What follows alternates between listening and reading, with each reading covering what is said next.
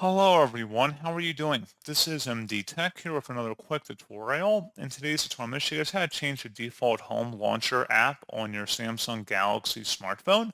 So this should hopefully be a pretty straightforward process here, guys. And without further ado, let's go ahead and jump right into it. So all you have to do is open up your phone and then just scroll up and select the settings menu. Select the apps button on this page and then select the default apps under general. Select the home app. Go ahead and select that.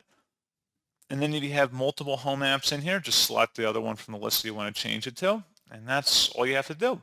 So this tutorial applies for Samsung Galaxy, for Google Pixel, and basically all Android phones. So pretty straightforward process. And as always, thank you for watching. I do hope that I was able to help you out. And I do look forward to catching you all in the next tutorial.